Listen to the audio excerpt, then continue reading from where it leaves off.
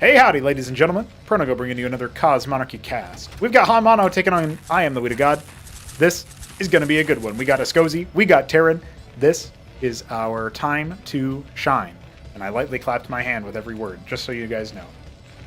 Time to shine. HonMonO. In the bottom right is our Alice Blue, Terran. And in the top left, we've got Godwheat, Beaster Brown, Light Olive Escozy. Yeah, no, never would have guessed that one. You're going for the double Radix build, so that's interesting. We are definitely going to see some interesting shenanigans between these two. And we are indeed on our very first map of the series. This Ash World map here is... Oh, don't tell me. Impulsion!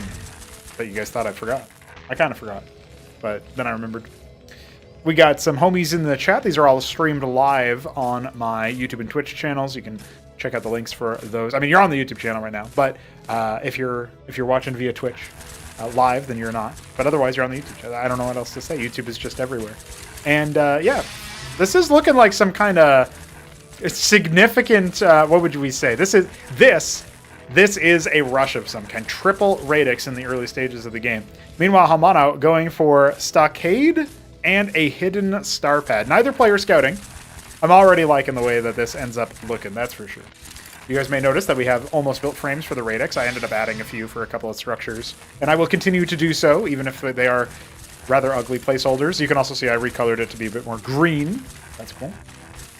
And yeah, looking forward to seeing where these missionaries end up going first, because it looks like they're going to be spreading the word across the world, and we have double star pad. Okay, so a chantry is already on the way. Where is it being built? Right at the ramp. Okay, so we are going to see the chantry be used. The chantry is everybody's favorite Escozy feature since, I don't know, power building. I don't know. I don't think anybody even cares about that, to be honest. I mean, some people do, but a lot of people don't.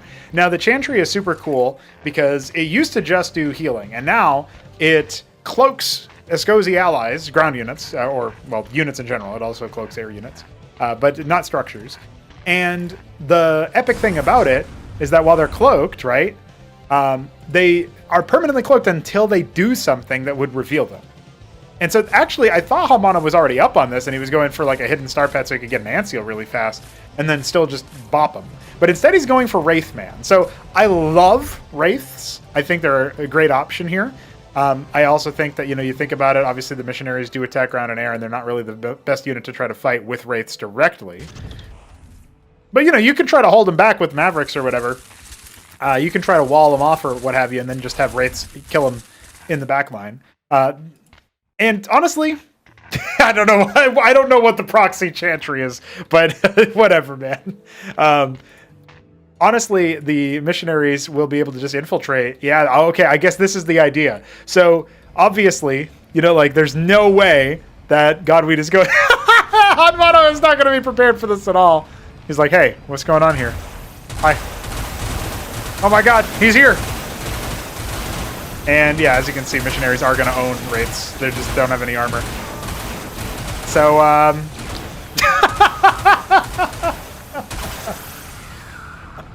I think maybe the Escozy won this one. Now, the Mavericks come out of the anchor and stim forward. We do have Wraiths still coming out. Only some of the workers have been pulled here. He's going to have quite the gas bank here in a second. He's all the way backed up in the corner, man. This is some BS. He is actually still kind of winning, though. No, never mind. The tide turned. GG is called. And HonMonO might not be able to pull up on that anytime soon. He might have to figure out some walls. He might have to decide, I'm not going to go Mass Wraith against Escozy. I might at least have to scout out my opponent and see what's going on. God damn it, Wheat. What a guy. Just immediately imbus him. It's like HonMonO lost to Godwheat versus Escozy last Tribunal. Then this Tribunal, they get a new tech, and he's like, man, I gotta learn it again. Let's get into game number 2. Here we are, ladies and gentlemen. HonMonO saying, oh, SC2 map, easy win. And Godwheat saying, biased. Well, I will color guess in a moment, but first I need to update the overlay to indicate that Godwheat has already won map number 1. That was a really interesting game, and by interesting, I mean kind of fiesta, This kind of takes me back to when a lot of the League of Legends casters were saying interesting to mean fucking stupid. And to a degree, I kind of vibe with that. Godwheat just knowledge checked HonMonO pretty hard. This map is, by the way, the map that HonMonO did like a wacky double stockade, or proxy stockade float, make Huracan, and I think he made an anchor and stuff too. Yeah, it's just wackadoodle. And then he fulcrumed, and then he expanded, and then he died. So that was kind of the order of the operations there. We do have a function start here for Godwheat, who is in our bottom right-hand side as our purple Ascozi player. And so it'll be interesting to see what happens there. Obviously, on the other side, we've got teal. The classic colors here, teal and purple. These are player 3 and player 4 colors in StarCraft 1 by default. So that was pretty neat. And we do indeed have the triple stockade. And so I'm looking forward to seeing what HonMonO gets up to here. Can he just out-muscle him with a bunch of stimmed mavs and play it bio style? And will we see another proxy chantry? Oh, Godwheat going for function expand. And also, this is very interesting. Don't ask me what kind of dark sorcery he's doing. I thought he was supposed to be Catholic. But anyway, he's obviously going for some interesting angles and demonic worship. We obviously have the Rove coming out here soon. And a Cyprian start. Okay, all right. The kid gloves are off. HonMonO's just going to start making Cyprians. And Huracans. Huracan is good, too. The Gauntlet already coming up here. So this is a very greedy build from Godwheat, actually. It is a little bit weak to early engagements, in my opinion. You think about the way that the function's going to be sending units out one by one. He's got almost no production, faster expansion, and he's got the Gauntlet coming with 2 power-building workers and a second function only now coming up. It's kind of wacky. I mean, I feel like this just gets rolled over by early aggro, but we might find out because obviously HonMonO is going triple stockade. So in theory, this would be a reasonable response. But he isn't scouting. Again, neither player scouts in this particular matchup, apparently. That second function will most likely be for the very, very important Intendant unit. I'm guessing that's going to be the primary unit that is used here. Chantry on the way. Makes a lot of sense. Rove's flying forward here. I do at some point have to change their engine to instead be blue like Protoss. It has to be like the white color. I was thinking like a achromatic sort of engine color would be indicative of the Ascozi. That's kind of why the Missionary has this like achromatic burst for its weapon hit and stuff. So I like that kind of style for them. I think like less blue, more white as far as the explosions and other effects. All right, the move out is here. 5 Huracan, 6 Cyprian, and we got more Cyprians coming. Huracan Cyprian going to be the way to win forward, apparently. Now, the Roves are 5 strong right about now, and the Intendant is coming up. We also have a third function in progress, and not a whole lot of money here for Godwheat to immediately use for military. You got to think about it like, okay, I've got double landlocked, so I'm going to be spending more of my money on my economy. And I don't have that many functions anyway, and so there's really a small number of units he can actually make. Now the Roves reveal themselves almost immediately, and now here come the Huracans to mess everything up. Looks like the Cyprians annihilated that Intendant. Wasn't long for this world, and down will go the Chantry. Now what is the reaction here from Godwheat?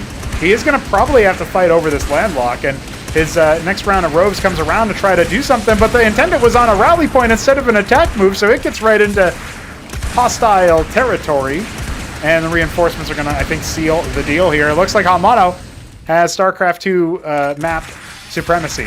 Are there any other StarCraft 2 maps in the pool? Magnetron. Maybe he can play Magnetron and win that one too. But this looks pretty hopeless. I mean, an object is on the way, but it's not going to come up with any actual DPS there. So GG is called, as more units were on the way as well, more radixes specifically for production, but it was not sufficient, and that, my friends, is the end of Game 2. So, pretty one-sided early affairs here between these two players. We will see some more, probably in the next one, unless they can stabilize and actually have a long game. Let's find out.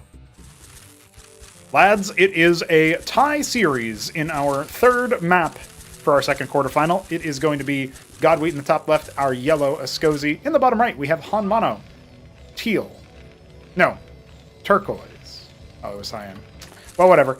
Is that really cyan? I never see cyan Terran, so that makes sense.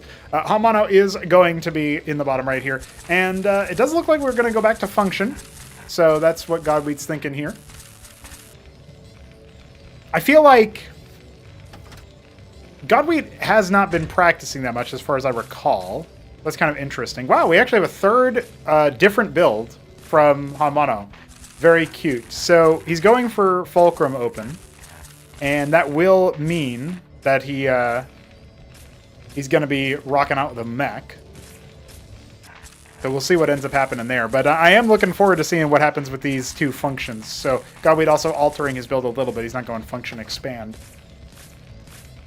Is it going to be a second Fulcrum? He doesn't have the minerals for it yet. So unless he's going to be doing a stockade or something. Okay, it is 2 Fulk. 2 Fulk versus 2 Funk. Too funky for the Fulcrum. You know what I'm saying? And you can do so much cool wordplay with the names. Not saying you couldn't before, but still pretty cool.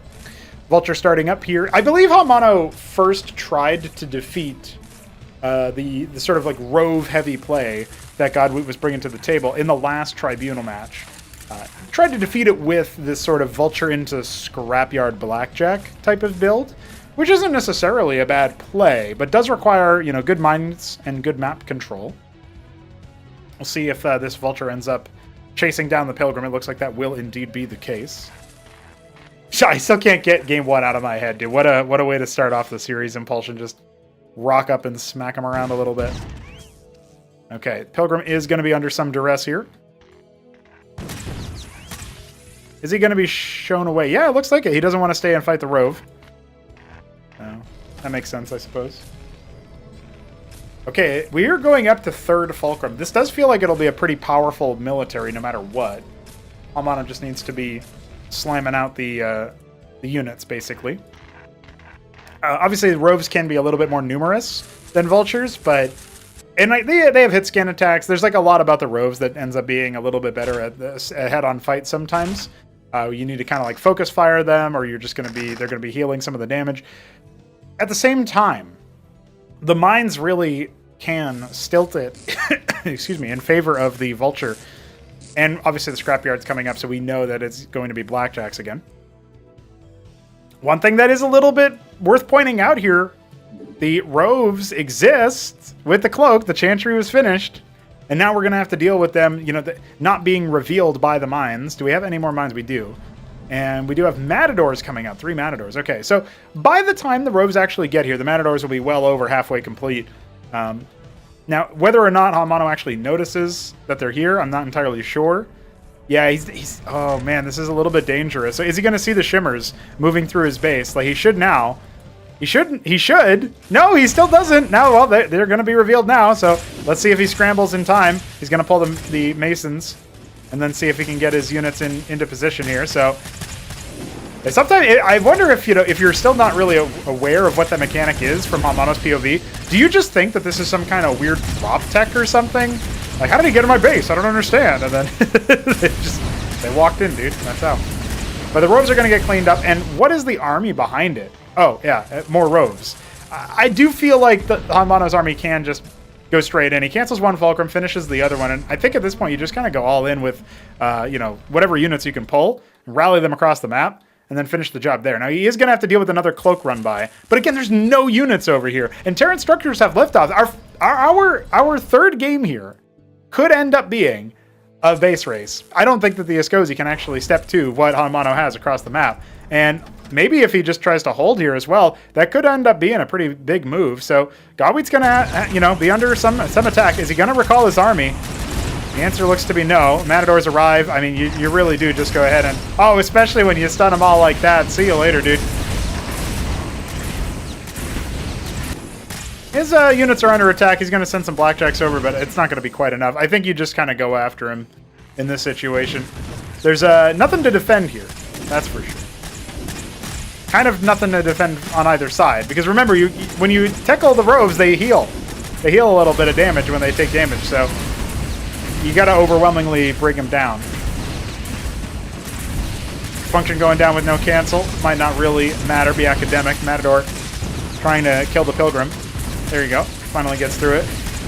There might be enough to sort of slowly whittle down what Godweed has. Meanwhile, Vultures are trying to leave the building to help reinforce. Missionaries come out. Oh, it's going to immediately go down, though. And the Rove will be destroyed as well. Next unit is going to be an object, which isn't really that useful by itself, as you might imagine. Yeah, so he's going to be forced into a stationary position and then get blown up. I don't know. I mean, oh, look at that. I think they might have been... I don't actually know how those go. Oh, no, they just don't get recloaked, obviously. They only get the one-time cloak. So then they get held up by the mines on the way back out. Yeah, HonMonO has this. GG is going to be called, and what a way to win a match. Who cares if they cloak when they can't face you? Absolute annihilation, and our Terran scores another one. Series point for our South Korean Terran player. So we've got at least one more game, maybe two if we're lucky. Let's see what's in game 4.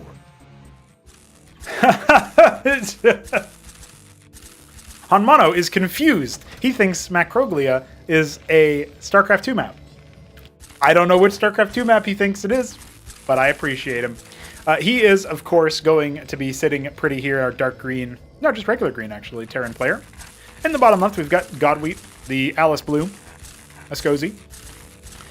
We're going to be going for a Radix Open, and now we know that Godwheat is up against the wall, so to speak. He really needs to come back in the series this game or the next. Not sure which, but we'll see what happens. Is that a compliment, asks Biddy B, about him making Macroia and then it being called another StarCraft 2 map? I don't know. I guess HonMonO would be happy, so HonMonO is happy. Yeah, maybe that's the real thing. HonMonO feels like this map is so good it could be a StarCraft 2. So, you know, you got to consider the source. A StarCraft 2 pro player, probably a compliment. Roller skates, probably not a compliment.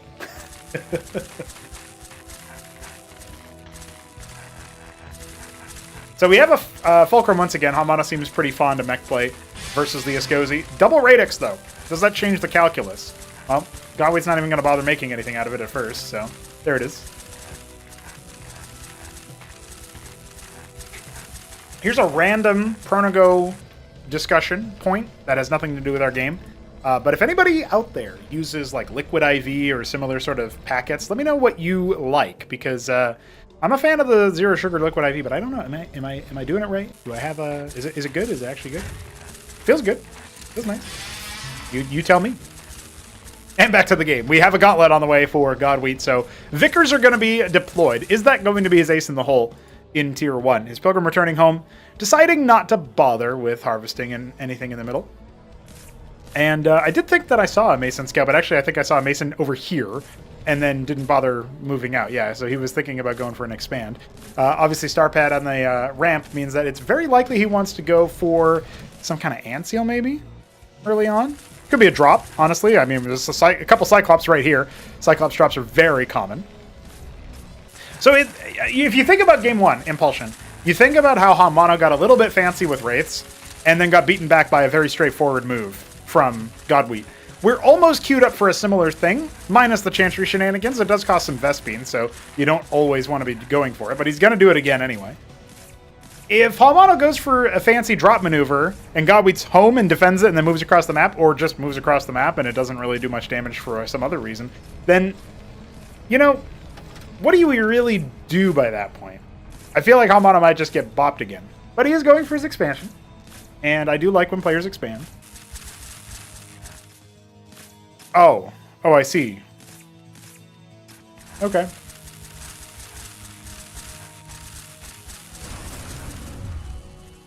Well, the Chantry is here. We have 9 missionaries cloaked, and we got a couple more coming, including a Vicar. And the Trojan is leaving the base with 4... Whoa, hold on. To quote Artosis, chills.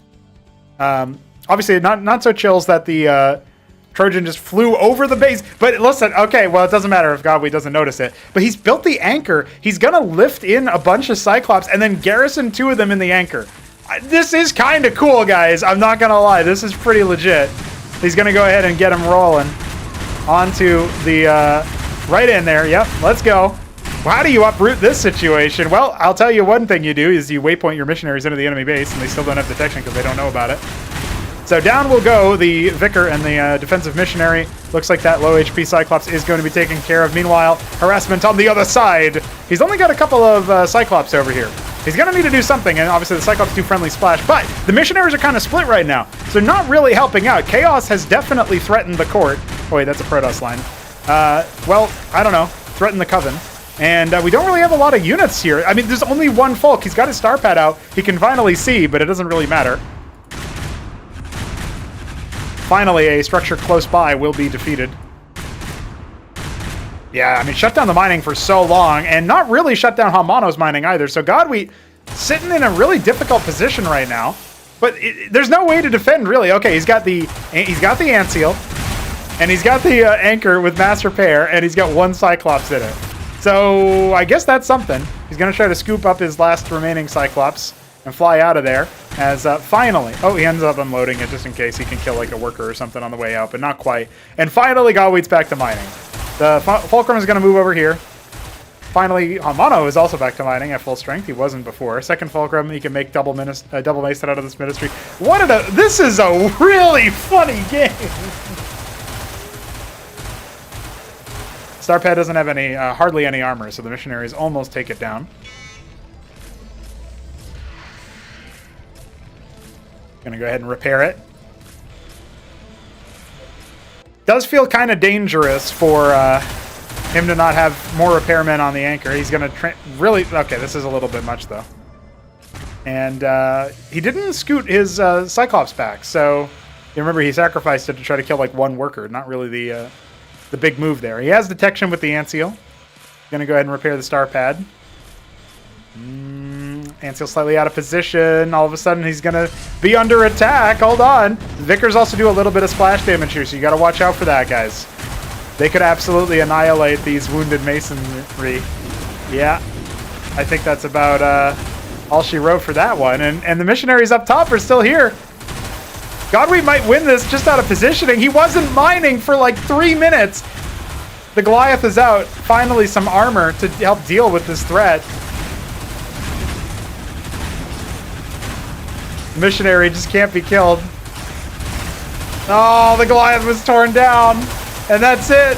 HonMonO doesn't have anything left. GG. We go to game 5 off the back of some absolutely outrageous harassment on both sides. What did I say? HonMonO gets fancy. He ends up dropping games. Let's see. Will he choose to be fancy again? Ladies and gentlemen, HonMonO needs one more game to move on in this best of 5 bracket. But so does Godwheat. And we are on Saberhand. In the bottom right, we have our green Ascozy, Godwheat. In the top right, we have our blood Terran, HonMonO. I might as well just, you know, when we get Blood Summon added to the game, which is conservatively, but, or no, what would you say? Optimistically is like if it happens really fast, and conservatively is like almost like the pessimistic idea, like, oh yeah, well, even if everything goes wrong, this is how late it'll be. End of this year, we will have Blood Summon Tier 1 implemented, kind of like how we had Ascozy, sort of, Tier 1 implemented by the end of the year. I think they'll be further along than just Tier 1 by the end of the year, but we'll see. Either way, when Blood Summon get added to the game, and I get blood as the color for Blood Summon, and I have to cast it, I probably am just going to say Blood Summon. So I'm just saying. Race number 5 coming up. Fulcrum coming. It looks like a second Fulcrum further on in the base. The entrance, of course, down here. Saberhand is a port of Blade Runner, originally by Minerals, ported by yours truly. And so I am excited to see a little bit of action on this particular map. By the way, I don't think this guy's actually doing anything. So he's posing as a worker, but he's not really working, if you know what I mean. Radix number 3 coming up. It looks like Godwheat really wants to go kind of all in on that. HonMonO, meanwhile, back to mech without any wacky movements. Shopkeeper Dog used to do this, like, let me hide the second Fulcrum in my base kind of thing. And it looks like HonMonO is going to double down on it and do hiding 2 Fulcrums elsewhere in his base. But at least the 2 Fulcrums are next to each other, so his rally point won't be super out of control.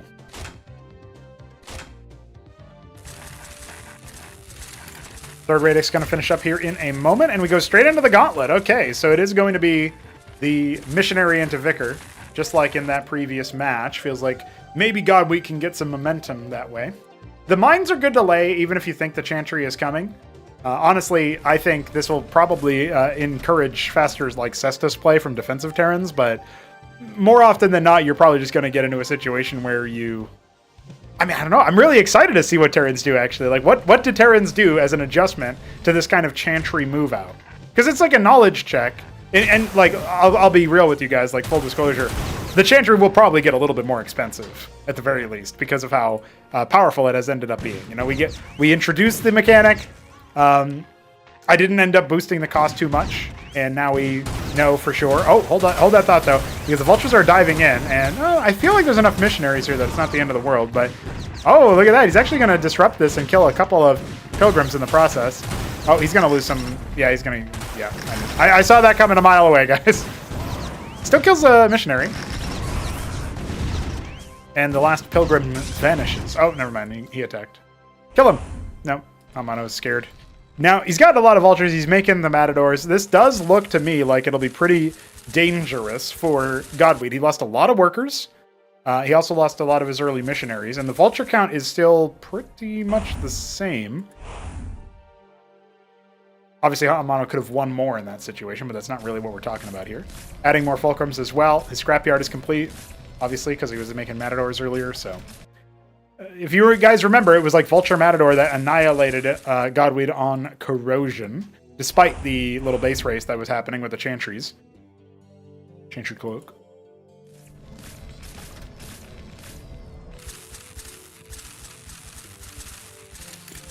I'm not really sure what Terrans are going to do about this. Like, will you build forward Cestus? Will you just build Lodestone around your base? Like, I'm curious. Like, it's not like the race just has a ridiculous amount of overall power. Well, he's going to go for it again. Let's see. Have you noticed? Oh, yes, he has. Yes, I see all of these little shimmers. Yes, of course. Well, I have a feeling this isn't going to end the way that Godweed wanted it to.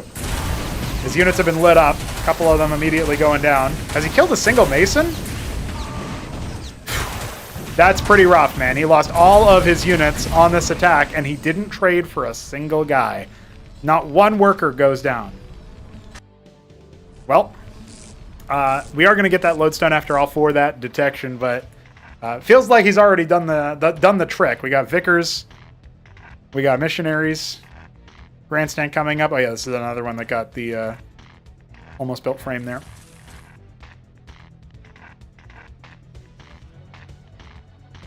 I'm excited to see where Godweed ends up going with this strategy, but today it's shown its strengths and its weaknesses, I think.